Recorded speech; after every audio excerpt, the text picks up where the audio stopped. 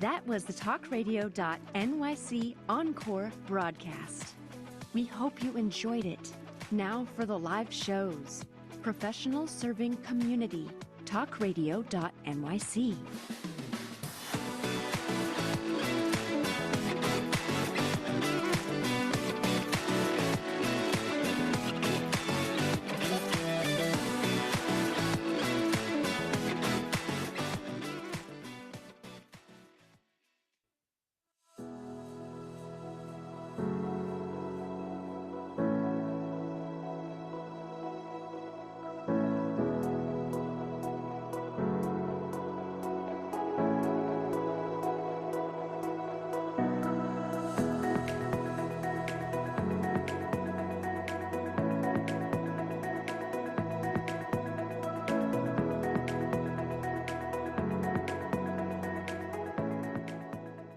Hello and welcome back to the Expansion Room. I'm Shervon, your host, and we have been talking about holistic mental health approaches for probably the last 6 episodes or so. And today I am joined by Dr. Tom Ingenio, and we are going to be talking about acupuncture, which is one of my favorite things, but I am not the expert. So I'm so glad that he is here to share his wisdom and knowledge with us about this topic, and especially how it relates back to mental health and well-being, and the overall ways that we can take care of ourselves. So, Tom, welcome. Shervon, it's so great to talk with you again. I always have a great time when I see you. You're always smiling. You make me feel happier, and I'm just so happy to be here right now. Awesome. Thank you. I'm glad to have you. Tom is a doctor of acupuncture Hmm. and Chinese medicine, Yeah. correct? All right. And you've written more than one book. Yeah. Two books, two books. The first was, to be honest, Shervon, was I wrote it because somebody said I was going to get interviewed for a national press release in print. It was going to be a big thing, Nice. and I was getting real excited. And they said, "Well, where have you been published?" So I listed, the Journal of North American Journal of Oriental Medicine. I listed, and then they go, "No, no, no. What book do you have?" Ah, And I said, "What?" And they said, "Oh, we can't use you then." what? So my first book was, I believe in poker they call it limping in. I did the bare minimum to kind of get something out. It's called "You Got Sick, Now What," and it was seven home care tips. If you got the cold and flu, and now it did require some pre-planning before you got sick. And then somebody said, "Oh, if you do a rewrite, an Oriental medicine publishing company was going to, publish it for me." And I said, "I don't rewrite this." So then I wrote my second book, which I think a lot of us did during COVID when we were closed up, Right. called The Cupping Book. And then it took me to 2024 to actually get it out the door to people. There we go. Okay. That one is the one that you put your I energy I into. actually promoted that one. I actually am proud of that one, and I think it leads a little into, I've been practicing for 25 years, and now there's this kind of like, what can I do to impact more people? The ones that can't get into my office, the ones that are nowhere near me, and maybe the Yep. ones that don't have the ways and means to come in, right? So how can you do Exactly. the most for a community? Well, you give knowledge, and Yep. it doesn't matter your cultural heritage, where you're from on the globe. That's there right. there was this native to all of us kind of medicine that we were all doing, and Mhm. cupping therapy had spread so far across the globe so early on in history that you'll see, you know goat herders in Nairobi doing it. You'll see fishermen in Vietnam doing it. You'll see Russians doing it. So it kind of went all over the globe, and it fit this bill where it has modern research. It can be Mm-hmm. safely done at home with modern tools. Yeah. And it's part and parcel of the human experience, right? And that's what I really loved. And can I hand this back to, it was affectionately called grandma's medicine by a lot of people. So can I hand this That's back to the households, beautiful. right? Yeah. And I'm very passionate about that because I think we're living in this amazing time. And then you play something where they're quoting Neil deGrasse Tyson and Carl Sagan, and I'm like, oh my God, all these consciousness kind of things. Not even talking about space, right? Right. But there is this kind of return to the classics a little bit. And what did we leave behind as we became more modern? I feel like I'm just going though. So, but there's so much in our history that I think has some value and value to humanity now. And that's what's Absolutely. really getting me going these days. I think I very much agree with you there. Some of the things that we've talked about in these last 6 weeks has been those kinds of things. Like, what are we not doing that humans have done for Hmm. time immemorial, right? Like, one of my episodes was literally about sunshine, like getting out into the sun Yeah. on a daily basis because of what it does for our circadian rhythm, our Yeah. sleep, our mental health, emotional well-being, all of that. But it's free. Like, you just go out there and do it. Yeah, yeah. I think I've said this on my podcast. At least both Matt said it more than once.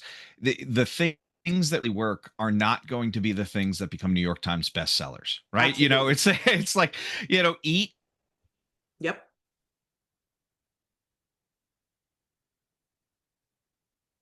level trainer, get good.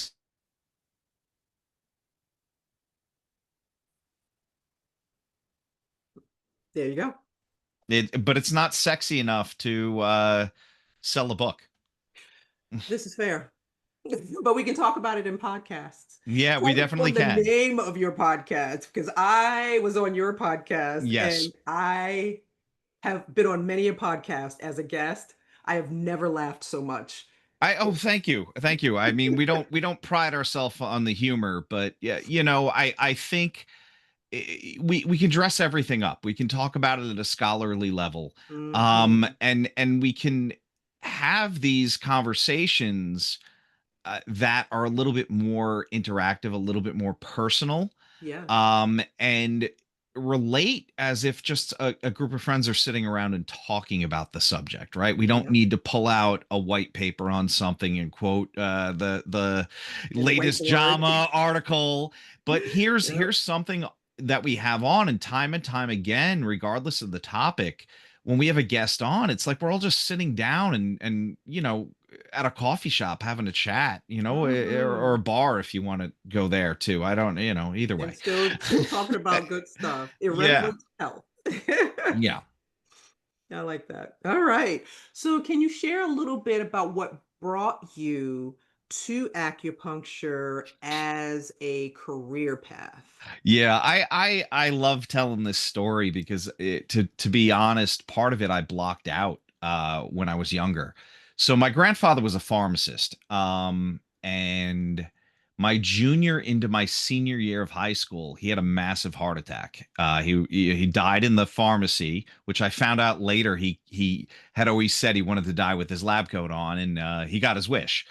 So I think he won. Right? But one day when I was helping him out in high school, and I didn't remember this until years later, he was counting out the pills. This is back before the machines, right? So he has it on this little plastic thing where you slide some Hmm. into the thing as you're counting them, pour them into the patient's bottle, and then pour the rest back into the master container. That's right. And he looks at me, and he was working in an area. His pharmacy was in an area that had a large Latino population. He actually learned Spanish, so he could speak to them.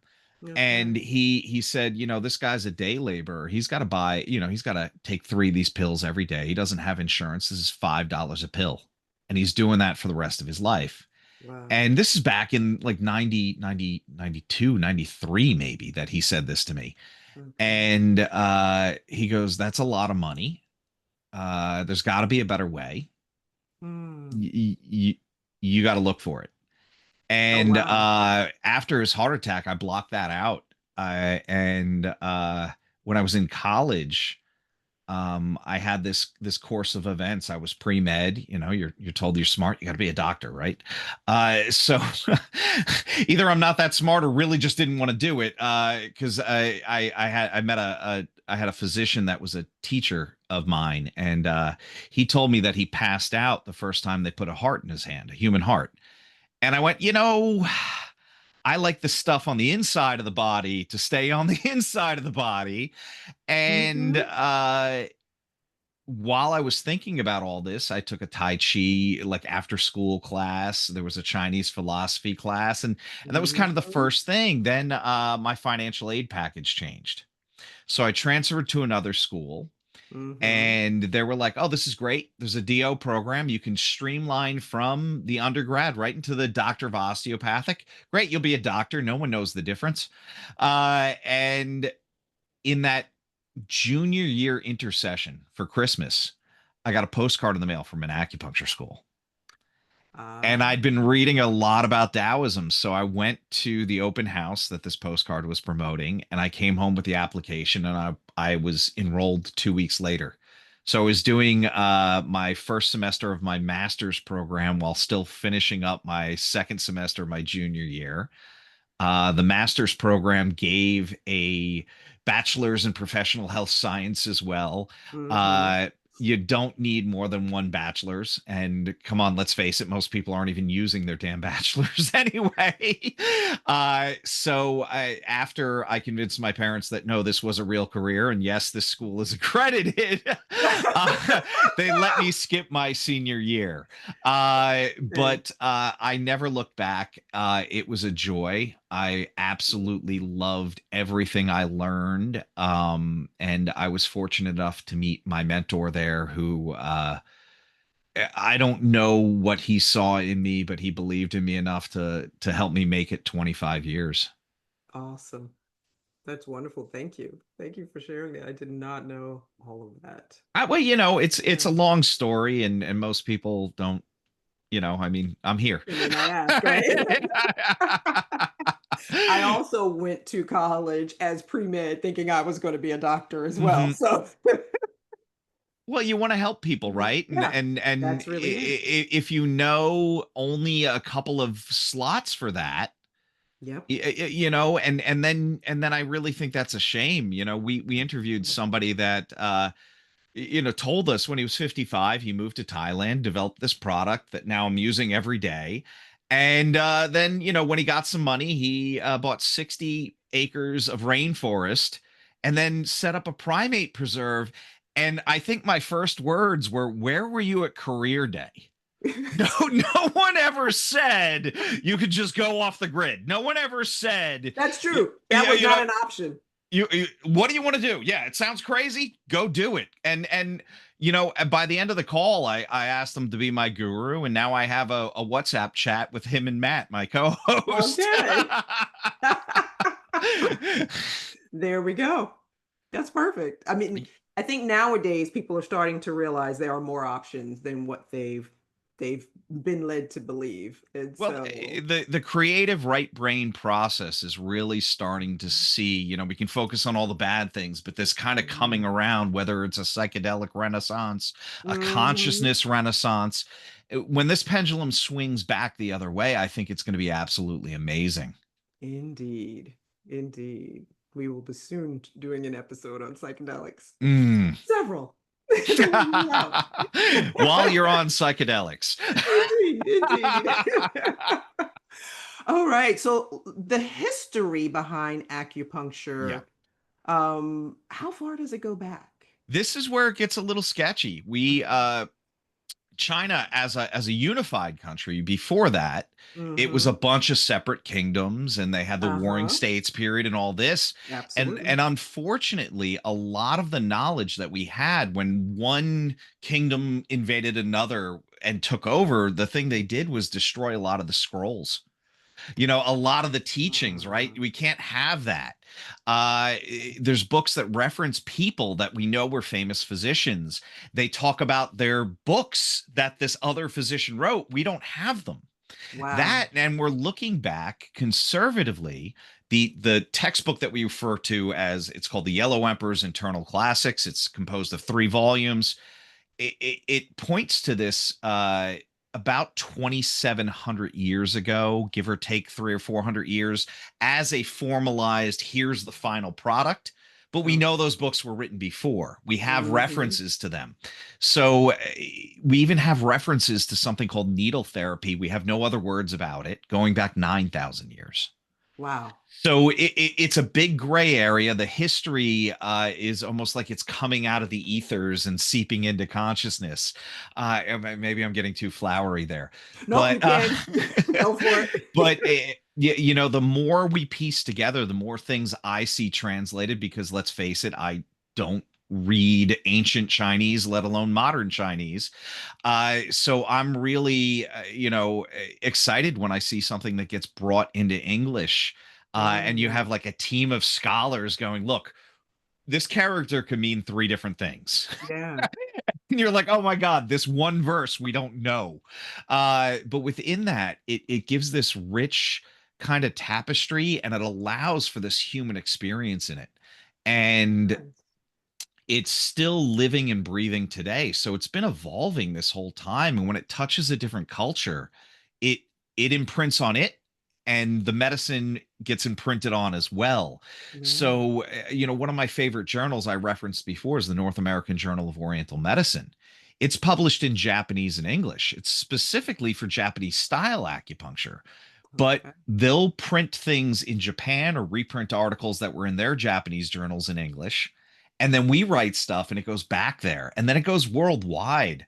So we're really seeing this like multi-dimensional cultural exchange, and it only makes the medicine better, the systems better, right? Right. Because we can all put our little mark on this.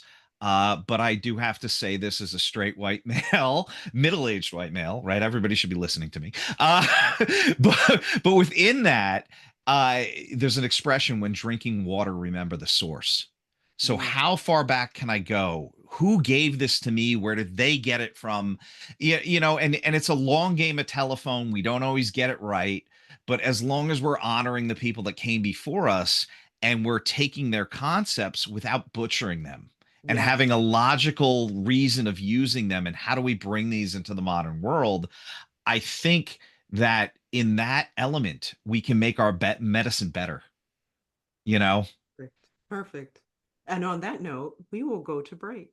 I like that. When we come back, we'll talk about more of the like that textbook definition of you acupuncture got it. and then its effects on the body. So come on back.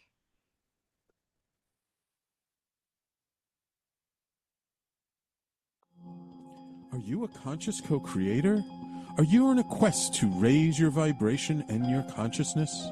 I'm Sam Leibowitz, your conscious consultant, and on my show, The Conscious Consultant Hour Awakening Humanity, we will touch upon all these topics and more. Listen live at our new time on Thursdays at 12 noon Eastern Time. That's The Conscious Consultant Hour Awakening Humanity, Thursdays 12 noon on talkradio.nyc. Are you a high-achieving, growth-oriented leader? Are you interested in developing your authentic leadership while creating a healthy, inclusive workplace? Hi, I'm Dr. Mira Brancu, host of The Hard Skills on talkradio.nyc at 5 p.m. Eastern on Tuesdays, where we discuss how leaders develop the hard skills needed to make a greater impact. We interview experts, have live coaching, and tackle these challenges. Listen to The Hard Skills on Tuesday at 5 p.m. Eastern on talkradio.nyc. Are you a purpose-driven individual looking for deeper healing, clarity, and growth? Welcome to the Expansion Room, a transformative space for purpose-driven individuals. I'm Shervon Larice, host, licensed therapist, and coach. Join me every Wednesday at 5 p.m. Eastern Time on talkradio.nyc. You're listening to Talk Radio NYC. Uplift, educate, empower.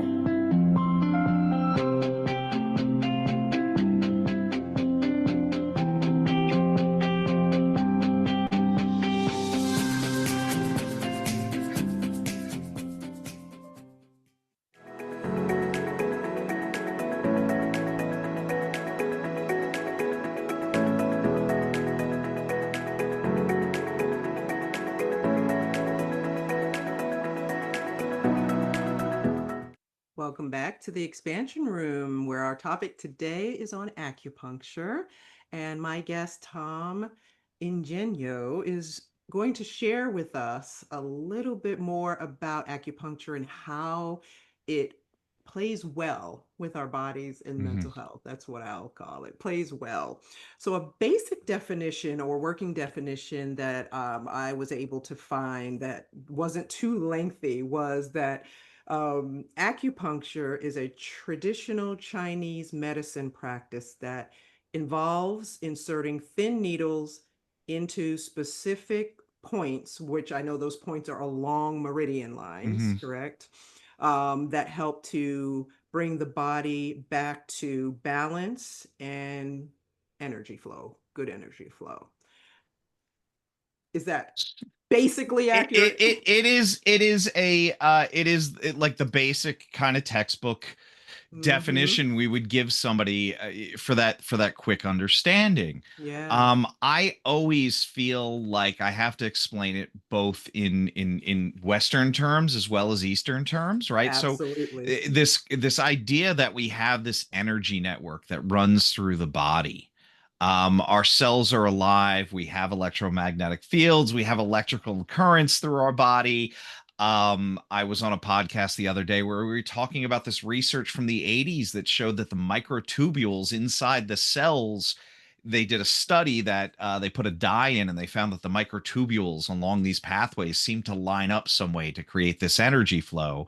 And then, of course, 2 days before that, talk about serendipity, I was listening to a ASMR video on it's called The Sleepy Psychiatrist, or Sleepy Physicist, sorry, about consciousness in the quantum field possibly being transmitted along the microtubules in the cells.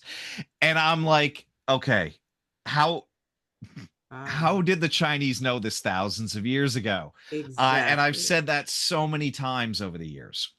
Now, the classical saying that they use in a famous physician said, "You got me when I'm losing English now," was where there's free flow, there is no pain. Where there's pain, there's no free flow, right? So the idea is, and we can say pain, disease, imbalance, whatever word goes in there.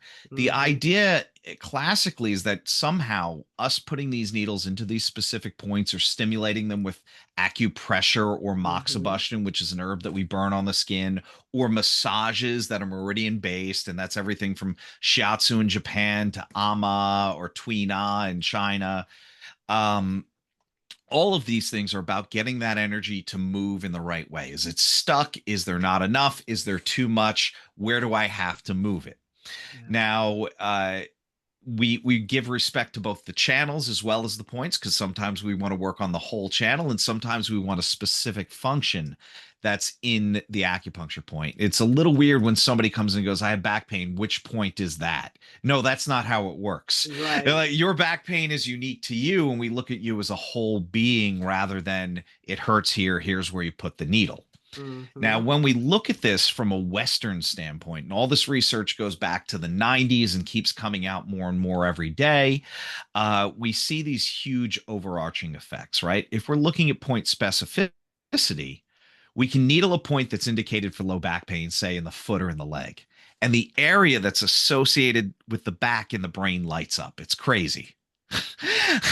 Now, after about 10 or 15 minutes, and I know we're going to touch on mental health soon, and this is going to be a good segue into that, we enter the rest and digest mode, your autonomic nervous system's parasympathetic nervous system response. So we get Mm-hmm. you out of the fight or flight, that part of the brain called the amygdala that wants every stick on the ground to look like a snake to keep us alive, gets Mm-hmm. really active when you're kind of at the top of the food chain and life is kind of safe. So we get we used to call it paper tigers back in the day. Oh my god, my boss is going to kill me if I don't get this done. Now, are they going to kill you? Probably not. Could you get fired? Maybe. But there's a lot of steps before something really bad's going to happen. Mm-hmm. But our brain does not like that. So it'll rev us into this fight or flight mode most of the time. Now we heal in rest and digest. That's So right. this overarching effect, we put those needles in, and after about 10 or 15 minutes, and it's really cool when you do it in a group community setting, because you watch the Yes. whole room, Yes. Drop they're it one chatty, and then time. one person goes, and then they're all quiet. Yep. And the cool thing is that we can Yes. double and triple up on that. So systems like mine will do 2 or 3 stages of needles to Mhm. maximize that. Now, pairing that with our differential diagnosis, the conversation we've had, when you came in and we're asking everything about bowel movements and, best time of day and what hurts and what colors your tongue. Well, I do a Japanese style. Most of them were blind, so we don't look at the tongue as much. Palpating areas of the body to kind of give us a clue to what's going on with you as a whole person. And Mm. I'll say this once again from quantum physics: the physical body is just really compressed energy. Yes. So your spirit, your emotions, your psyche, your physical body is all one thing. It's not a ghost in the machine. Sorry, Descartes. I know that phrase was termed much after him, but it was a Descartesian concept. But with that, being able to almost use the body as the physical place where we hold the needles while Yes. we're getting the treatment is really what we're trying to do there. And what happens is after that 10 or 15 minutes, you drop into this zone. You get increased vasodilation, so all the blood vessels open up, so you're circulating more blood through the tissue that when you're tense doesn't get the same blood flow. So now we're bringing flushing out the old tissue with metabolic waste in it or inflammation markers like Mhm. cytokines, and then bringing fresh blood with oxygen, nutrients. We see brainwave activity looks Mhm. like deep meditation. So you're getting alpha theta brainwaves switching. You might get sleep delta brainwaves maxing out. And all of this, you can be having a conversation with me when I'm treating you, and you're in that brainwave state. Thank you for saying that. I have had a mystery Hmm. for years. So I've done acupuncture off and on in my adult life. The second acupuncturist I had a community acupuncture spot in Silver Spring Hmm. until the rent just got too high. It just was ridiculous. But I would go there, and it was community acupuncture, so there was like 9 or 10 chairs set up, Yeah. and Yeah. I Yeah. we all definitely experienced that, where he would come through, pin everybody, and all of us would be like out at Hmm. some point. But one of the things I experienced, and you reminded me when you said meditative state, during that time, I was going through my certification, my training in Tantra yoga. So I was Hmm. doing a lot of meditating. I would go to acupuncture and literally feel the chakras Yeah. spin. It was Yeah. amazing. So, and I'll say this too. I trained eh, very heavily in Tai Chi, Qigong, and my training brothers and sisters would come in and get treated. Nice. And my yoga instructor patients, all of them feel more. They have more Yeah. physical energy, prana sensations Yep. than everybody else. But I will tell you, the long-term patients, and I've been in Baltimore for God almost 20 years now. I have some patients that have been with me for longer than 15 years. And I Nice. put the needles in and they go, okay, I feel that here. I feel that here. I feel one of them describes it as pinging. And sure enough, she'll be like describing the channel as it looks on the chart on the wall. Yeah. And it's very interesting when you're in that zone, when you're tuned to that, how much you can actually feel. And if we think of a time before the iPhone when we were sitting around and meditating, and these scholars were studying the human body, they were also going inward Yes. and able to kind of go, oh, I feel that here, I feel that there, and map that out slowly over time. We even know the channels and the points. Yeah, the channels came first, and there was only 9, and then we got up to 12, and then we found some extraordinary ones, and then we started putting points on them. I might have that order a little bit out, but the points came last, and it was an evolution based on observation of the practitioner, observation of the patient, and the people that were actually cultivating, whether they were doing some Taoist alchemy, or qigong, or some form of yoga.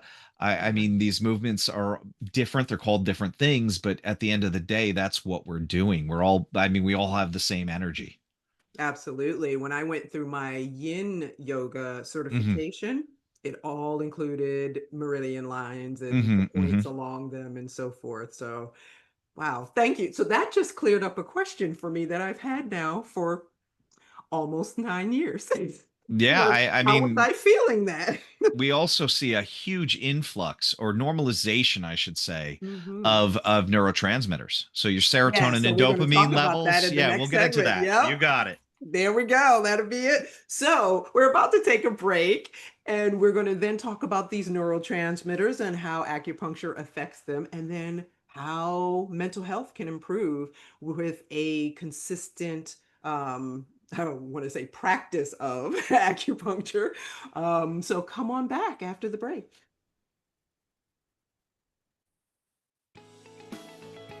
Misalignment within your sales team or with a client stalls deals and creates unnecessary friction for you and the client, resulting in up to 37% lower win rate. If you're in pre-sales, sales, sales management, or sales enablement, and you'd like to increase revenues, win rate, margins, client satisfaction, and stay competitive, this show is for you.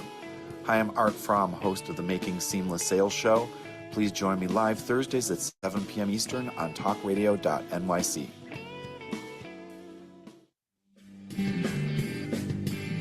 Hey everybody, it's Tommy D, the nonprofit sector connector, coming at you from my attic. Each week here on talkradio.nyc, I host the program Philanthropy in Focus. Nonprofits impact us each and every day, and it's my focus to help them amplify their message and tell their story. Listen each week at 10 a.m. Eastern Standard Time until 11 a.m. Eastern Standard Time, right here on talkradio.nyc. Hi, I'm Linda Marsanico. The A Train to Sedona is a memoir about my journey to love and compassion. It's also the name of my new broadcast on Wednesdays at 12 noon. When we are spiritual, we embrace possibilities and ideas, which strengthen our mind, body, spirit, health, and wisdom. On the A Train to Sedona broadcast, I plan to interview guests who embrace these expansive practices. Join us on Wednesdays at 12 noon on Talk Radio New York City. You're listening to Talk Radio NYC at www.talkradio.nyc. Now broadcasting 24 hours a day.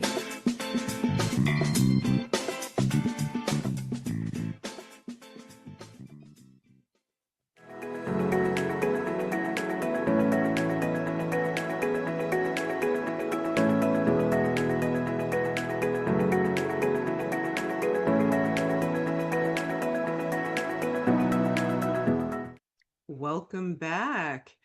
Today we're talking about acupuncture, and I just learned a new thing, which I'm so grateful for. And so in this segment, let's talk a little bit about the neurotransmitters that acupuncture affects, and how it then also affects, because of that, Mm, stress, anxiety, yeah. depression, insomnia. And for me, I started using acupuncture for an autoimmune issue, Yeah. which luckily at this age and stage in my life, I no longer have symptoms of, Oh, knock on that's wood, amazing. but it was the combination of yoga, acupuncture, mindfulness practices, like incorporating all these things that I talk about in this show. And acupuncture was definitely a part of that. I think there's so many strengths in different cultures, and in the East, lifestyle medicine, Mhm. it seems to have really reigned supreme. We're always talking about, what we need to do to de-stress or self-care, or, oh, this is my wellness day. And that's nice, but our whole lifestyle should be set up like that. um Amen. and that's part of the reason we're getting so many autoimmune things, right? We're Yes. constantly bombarded, and just doing something every day that tells us, no, we're here, pulls us back down, puts us back in our body, puts us back on the planet, however you want to word that, is critical. And acupuncture is one of those many ways that, like, I don't, you might not need it every day, Right, but right. it should be used before you get hit by the bus. Absolutely. Absolutely. And I think we have all these crazy success stories of those, like, last ditch effort. Oh my God, if you can't fix me. But in its best case, a use case is really using it as preventative, using it as a lifestyle thing. Come see us once a month if you're feeling pretty good. Come see us more frequently if you're not. Don't wait for, your back to go out. But when we're talking about all these benefits and steering this back to those neurotransmitters, um, serotonin and dopamine have to be in this nice little balance. Two sides of the same coin, if you will. I'm oversimplifying here. Too much of one, you get anxiety. Too much of the other, you get depression. Not enough of either, the same thing can happen. We call this, in Chinese medicine, we call this true excess, or deficient excess, which is not enough of the other one to cool off the other. So this is a yin yang imbalance. Yin yang imbalance. Oh God, I'm so sorry, guys. Um, but some other cool stuff that happens. We know that during acupuncture, we produce more oxytocin. Oxytocin is a bonding hormone. You bond with other people better. No, you're not going to fall in love with them. This is not at the level of, a mother and her baby. That's right. But it might make you a little nicer person. Now, my favorite one, Shervon, my favorite neurotransmitter to talk about in this, because we do also talk about endorphins, which look like endogenous morphine, which is morphine that occurs inside the body. It's a great Yep. pain reliever. But my favorite one, we did not know about the entire endocannabinoid system until 1991. Is that not crazy? Isn't that crazy? We thought we knew it all. And if you want to get even weirder, we can talk about the interstitium, a new organ. But let's get back to the endocannabinoid system. Mm-hmm. The endocannabinoid system is just what it sounds. Endo, internal, cannabinoid, compounds coming from cannabis. Yeah. And the endocannabinoid system probably existed in our bodies prior to us actually consuming cannabis, but seems kind of like an intelligent design to me. So there's a few neurotransmitters that fall into this endocannabinoid system, but my favorite one, and Shervon, with all your yoga training, you know this word, anandamide. So ananda is Sanskrit for the word bliss. Yep. And what happens during an acupuncture treatment, or sex, or eating chocolate, or exercises, it's not all endorphins, it's also anandamide. And that is the bliss compound. So when you see a patient walking out of the acupuncture clinic, and they're kind of floaty, kind of maybe a little out of it. Maybe they take a little bit longer to get dressed and get off your table, and you're in a rush because you got the next damn appointment coming in. But they are being bathed in all of these neurotransmitters, including ones that make you feel a little stoned. That explains a lot about my acupuncture. Not a bad thing at all. It's absolutely part and parcel of the medicine. It doesn't matter if you're there for arthritis, or you're there for IBS or Lyme disease or anxiety. That comes along for the ride, and it's a beautiful thing. All of these quote unquote side effects in acupuncture and Chinese medicine, in a lot of cases, are like part of the ride. They're that entourage effect that we talk about in botanical medicine. And it is amazing. And God, I did this interview where I kept going, how the hell did they know this? How the hell did they? Because it's so amazing to me that before we had a microscope, and maybe we did, and maybe Graham Hitchcock is onto something, and there were other advanced civilizations before the Ice Age. Right. But that's another show. My favorite show. Matt turned me on to that. I know, next thing I know, I'm binge watching it. My wife's like, "You're watching this again?" I'm like, they're in white plains now. They're not in they're not in the Mayan temples anymore. Exactly. But it is so interesting that we had figured this out before having names for these reactions, having names for these receptor sites in our brain and along Yeah. our nervous system. And acupuncture really lights up all of these systems. Mm. So when we say it's a whole body medicine, or when people go, oh, it can't treat all of that. Well, it can, by aiming from a 50,000-foot view. It's Yeah. not looking like, right, if I'm going to a oncologist, I want them to find that one cell that's out. Take that one out. Like, I don't want the blanket treatment. I don't That's right. massive radiation, massive chemotherapy. And oncology is moving in that direction. I think Yes, that's it is. great. Yeah. But how many people out there have been to the doctor and go, well, this is going on? And then they leave and they get the medicine and that doesn't go away. Well, because the problem is upstream, Mm-hmm. right? It's a more holistic thing. You know, you go to the podiatrist, he wants to look at your foot, but what happens if it's happening in the knee or the hip, right? A savvy one will refer you out, That's right. but you know, a podiatrist will go, I don't know, take these orthotics, put them in your shoes, let me know how it goes. Right? You know, and it's not their fault, it's their training. Now, on the same token, if you come to me and I see something that's out of my wheelhouse, I want to refer you to the specialist too. Like, Right. no, that growth looks bad. Call this dermatologist now. Yeah. You know, so Exactly. but in a lot of cases, this will take care of a lot of problems before they set up and become massive issues. There we go. There we go. I always felt a little bit floaty after those those acupuncture sessions. And I have referred clients to acupuncture, Yeah. especially if they are dealing with, I've had a client who had postpartum Yeah. who started acupuncture, clients who live with depression going to acupuncture, and PTSD who go to acupuncture, and it's been marvelous for them to be able to pair therapy with acupuncture. It's been wonderful. What are the when you Oh, I think you froze. All right. Well, when we come back from the next break, hopefully Tom will have unfrozen, and then we will be able to talk about the applications of acupuncture for daily life. Like, how do you incorporate this into day-to-day well-being?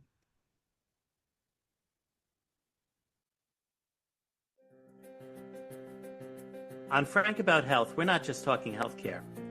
We're managing disruption and innovation. Over the last 4 years, I've taken you from epilepsy and COVID to mental health, caregiving, and now the front lines of healthcare transformation. Stay tuned for a healthier future as we bring on the innovators, professionals, storytellers, and advocates who show you how to own your healthcare every Thursday at 5 p.m. Eastern Time on talkradio.nyc. Ready to serve up success with a splash? Hi, I'm Bruce Kramer, a.k.a. the Corporate Cockroach. I'm the Renaissance woman, Angie Snowball. And I'm your strategy doctor, Dr. Navtesh Dassange, inviting you to serving up success with a splash. Join us as we shake things up with real talk and real strategies centered around awareness, action, and accountability. And yes, there really is a cocktail involved. Please join us and sip your way to success. Serving up success with a splash, where wisdom meets happy hours. Cheers! Cheers! Cheers! You're listening to Talk Radio NYC at www.talkradio.nyc. Now broadcasting 24 hours a day.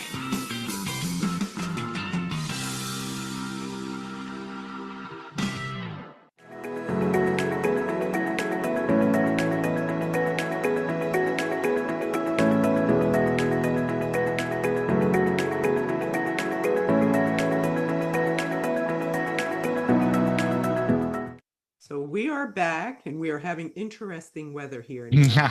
For all of those of you who are New Yorkers, we are having interesting weather here. So that's why our internet is a little shaky today.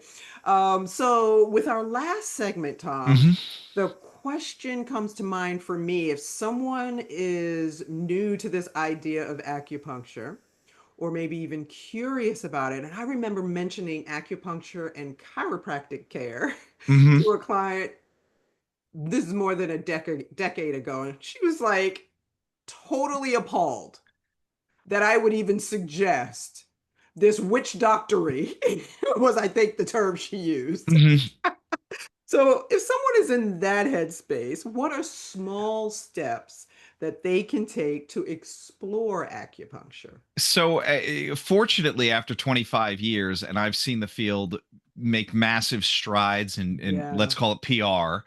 Absolutely, because I remember when health insurances didn't even cover No, acupuncture. no. Yeah. And it was hit or miss, and it was spotty. And here in Maryland, most policies do have some benefits. And honestly, Good Morning America just ran a piece a few days ago talking about acupuncture for low back pain in JAMA. Huge study, and Lovely. the doctor raved about it. And I think there's a shift happening in medicine, right? We know that the healthcare system is unsustainable. We know that we have so many uh, health issues that are fixed long before you need the heart surgery, long before they cut your foot off from diabetes. Yeah. And we need to change lifestyles. And I think doctors are hearing that. I think there's a ton of research too. When acupuncture studies first started happening, it was literally, let's get this witchcraft taken care of, out of our hair once and for all. Well, 49,000 plus studies on PubMed now, peer-reviewed studies, are Ooh. showing, hey, these guys know what they're talking about. Now, they might have used different words to describe it. So, Shervon, I used to be called, all of the horrible things and a quack and that kind of stuff. And I wasn't even saying anything super controversial. And now, I'm talking to University of Maryland's integrative health med students, and it's There like, you go. well, we want to know what to do rather than, have them cut them open on our table or something like that. So there's a shift in the medical community, and we are kind of the darling. We're getting, I have a couple of, not to slam PTs, but I have a couple of surgeons that refer to me rather than rehab, Wonderful. post-surgical. With all of it, it seems to be that the opinion is changing. So I don't have to force it. If somebody's really that anti it and they're not open, I might show them some acupressure. I might say, let's do a meditation, right? Because we know Yeah. that meditation will reduce pain. Yep. Let's do some qigong. How about some stretching with breathing? We don't have to call it yoga. We don't have to call it qigong. We don't have to make it sound any more foreign than it is to that person right there. We're going to meet them where That's they're right. at, Yep. Yep. That's what we do in mental health therapy. if they're not open to it, how can I say it so you can hear it? Yep. I think we as Americans, we go to a foreign country, and if somebody doesn't understand us, we speak louder and slower. Yes. That is not, I don't know why. that is not how this works, right? We need to speak in a way that those patients understand us and not put them down. How do you not know this? No. Exactly. Why? Because they don't have a degree in it. Yeah. That's why they don't know it. So how Mhm. do we take those steps to open this up? And look, I'm not trying to, like, if I could mainstream this, I'm not, I'm going to use a term that they used back in the 90s, Shervon, sell out. But I want this medicine to have the respect, and it's really the people's medicine. And Yeah. if we can put it into everybody's hands and meet them where they're at, I think we'll have amazing success. We'll have better outcomes for Americans. We'll be a healthier society and a healthier globe, And God, it's overwhelming to think about, and it's pretty arrogant for me to even say like, oh, I'm going to be the one that does it, but I want to be part of that movement. It's going to Absolutely. take a lot of Absolutely. people, Yeah. but it really, I think that's it. Take those baby steps, introduce small concepts. It was funny the other day. I've been reading about fasting. I've done intermittent fasting for Oh, years and yes. years, right? And Yes. my mom came by to help us out and babysit my teenage daughters on a school night because we had to go to a concert. But she goes, "Oh, I don't eat now. I only have I have a 6 hour eating window." And I go, "Oh, you're doing an 18-6. I got you, mom." And she's like, "What?" And I'm like, "Remember, I was fasting a lot years ago and now I still do it." And it's so like she caught up, right? There It you became a new go. concept to her, but Mhm. there had to be repeated exposure and good experience with it. So I would Absolutely. say that just keep it in the forefront, approach it in a way that's a little bit manageable. Yeah, yeah, don't eat the whole elephant at once. Indeed. Indeed, it's baby steps. I like that if you don't want to do the needle, start with acupressure. Mhm. You know, starting with something and testing it out is the best way and going, "Oh, okay, that wasn't so bad. Maybe I'll do this next thing." Right?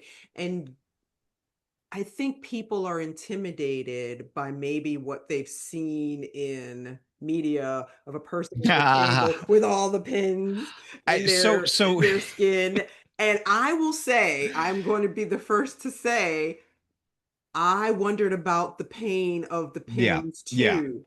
They I literally, unless I had like a very sore spot to begin with yeah. that was sore to the touch, I felt none of the pins go in or out. And this is so there's a couple of things there, right? Uh TV media, they Yes, have to sensationalize things. absolutely. Two, and this is literally a logistics thing. Mhm. Years ago, I wrote an article for a magazine that's no longer around called Baltimore Dog Magazine, right? Huh, And it was about animal acupuncture, and I'm certified to treat animals here in Maryland. nice. And they said we found some stock photos. They're kind of horrible. Do you have a dog? Can you bring him down? So I brought my French bulldog Piglet down, and he was the star of the show. He loved it. He's got it's photos of him smiling, his tongue's out, his needles all up and down his back. Oh, They go, okay, great. I get home, the company calls me and they go, "Hey, we got a problem." I go, "What's the matter? Did I leave a needle there?" Yeah, going through it. No, they're like, no. We can't see the needles in the photos. So oh, they literally had to superimpose a line on the needle and then make the handles bright red so you could see them. So some of this, when they're doing media stuff, they oh. literally have to either one, use bigger needles, so longer needles with thicker Yeah, handles, use more needles just for dramatic effect, I guess. And that's not really how we do yeah. things, right? No, You'll it's see not. some practitioners that put a lot of needles in one area, and I go, that's the shotgun approach, palpate, feel. But this is another great advancement in acupuncture. We've gotten at least 2 to 3 gauges smaller since I started practicing. The ability Wonderful. to refine the needles, make them smoother and thinner, and refine our techniques. Back in the day, the needles were pretty big, Okay. pre-industrial revolution. So I there's guess been that makes advances. sense. Yeah. Yeah, handmade needles naturally are going to be a little bit thicker, Okay. you Yeah, know? I never had a problem with the needles. They're No, great. and you shouldn't. Mm-mm. Wonderful. All right. And so when you first bring in a patient Mhm. and in less than 1 minute, can you say like what the order is that Yeah. of things that will unfold for them? So our first appointment is always longer. We do a very long intake. I have people answer a very large paper intake. Mm-hmm. It checks all the systems. We then don't want to pigeonhole anybody, but we want to see where these imbalances are. Right. Then we're going to do palpation. We're going to take your pulses. We have 12 positions on the wrist that we feel, one for each one of those 12 meridians on the body, feeling which one's stronger and weaker, and which we have some weird adjectives that we use. We'll do palpation along the acupuncture points. On the abdomen, we'll do inspection, looking at the color under the eyes, the tongue. And then we'll put together a treatment. And there's a million different treatment styles. That's definitely longer than a minute, but we'll perform the treatment, hopefully in a stage or two, maybe three, like I do. And then we'll incorporate some adjunct therapies, whether that's a little bit of body work from an Asian perspective, something like gua sha, cupping, moxibustion, maybe applying some topical herbal formulas. It really depends on what the patient needs. And one of the things that I'll say about this is it's a living, breathing medicine. So I want to look at that patient with fresh eyes every time they come in, and we're going to vary that treatment. So it's not the same thing every time. Some people do that. It's becoming less and less popular because we want to meet the patient where they're at, getting back to that concept. Yep. Wonderful. Thank you for that. That way people can kind of have ease of mind when they're thinking about scheduling their first appointment. Okay, I guess we're about out of time. Yeah, that went quick. It did. Thank you everyone for joining us for this topic. This is one of the ones near and dear to my heart, because acupuncture, and we'll have a later episode on chiropractic. Those are the two kinds of holistic practices that I think are really important to incorporate. And we just don't get to hear as much about them, and people still have misconceptions. Tom, I am so grateful for you joining me today. Shervon, I'll talk to you all day, every day. You just call, and I'm more than happy to hop on. Awesome.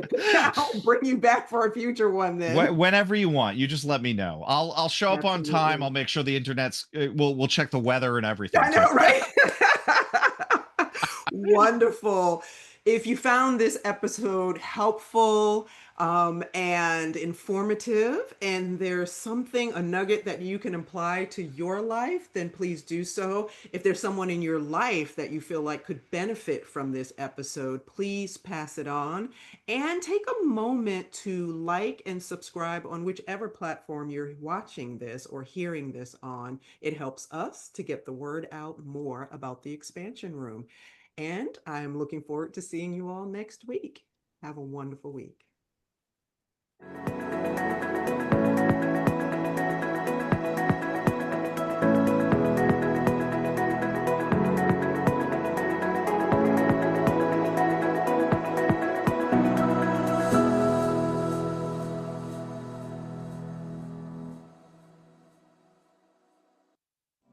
You're listening to Talk Radio NYC. Uplift, educate, empower.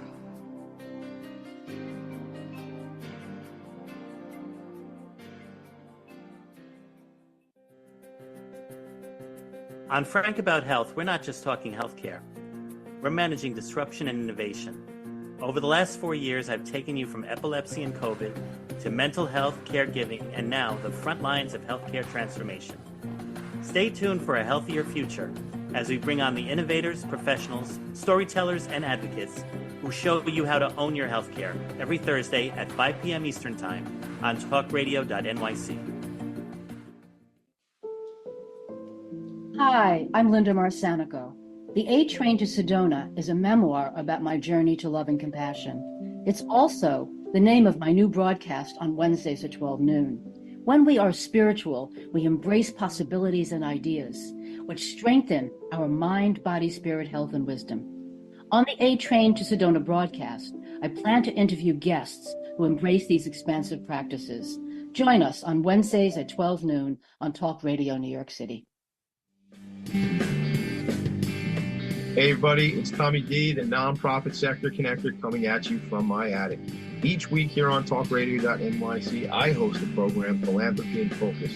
Nonprofits impact us each and every day, and it's my focus to help them amplify their message and tell their story.